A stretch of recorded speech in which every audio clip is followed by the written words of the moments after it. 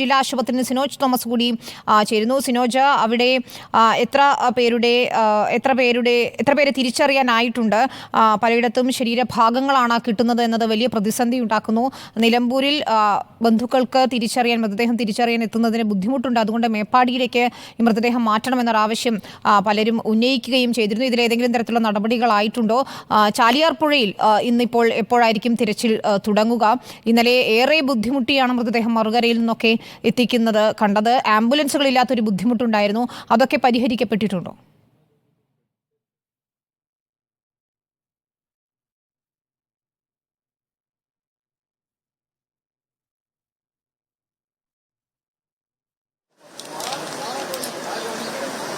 അതായത് 31 മൃതദേഹങ്ങളും 23 ശരീരഭാഗങ്ങളുമാണ് ലഭിച്ചിരിക്കുന്നത്. പോസ്റ്റ്മോർട്ടം നടപടികൾ അല്പസമയത്തിനകം തന്നെ പൂർത്തിയാകും. രാത്രി ഒരു 5 മണിക്കൂർ നേരം പോസ്റ്റ്മോർട്ടം വൈകിയതായി പരാതി വന്നിരുന്നു. അതായത് തൃശ്ശൂർ മെഡിക്കൽ കോളേജിൽ നിന്ന് ഡോക്ടേഴ്സ് എത്താനുള്ള ഒരു താമസമാണ് രാത്രി ഉണ്ടായിരുന്നത്.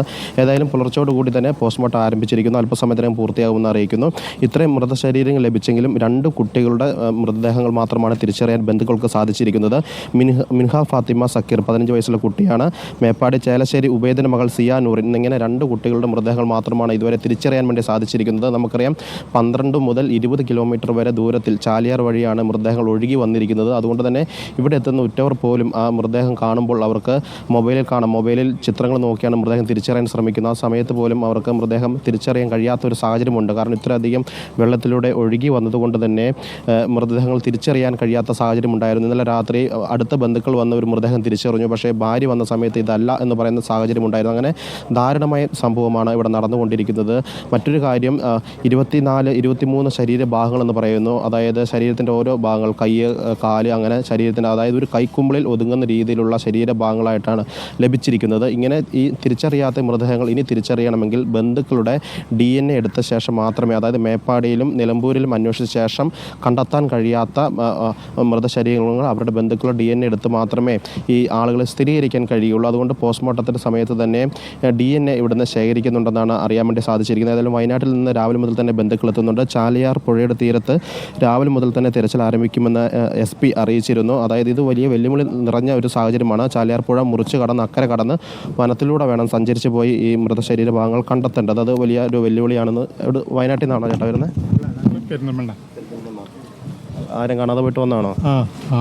ഭാര്യൻ്റെ അമ്മ പേരെന്താ? ചിന്ന. എവിടെ സ്ഥലം? എവിടെ? ചുരൽമല. അവിടെ വയനാട്ടിൽ നോക്കിയായിരുന്നോ? വയനാട്ടിൽ അവരെ 4 പേരുണ്ടായിരുന്നു. വെച്ചാൽ അവർ ആങ്ങളെ വന്ന്, പിന്നെ അവരെ ഭാര്യ, മകന്, പിന്നെ 4 പേര്. അതിൽ അവരെ മാത്രമേ കിട്ടുള്ളൂ.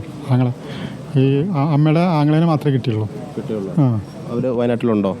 അവരെ കിട്ടി. ദാമോദരൻ എന്ന് പറഞ്ഞ ആളാണ്. ചിന്ന എന്ന് പറയുന്ന അവരെ ബന്ധുവിനെ കാണാത്തത് കൊണ്ടാണ് അദ്ദേഹം അവിടെ എത്തിയിരിക്കുന്നത്. ഏതായാലും നിലമ്പൂരിൽ ഇനിയും മൃതദേഹം തിരിച്ചറിയാനുണ്ട്. അവിടെ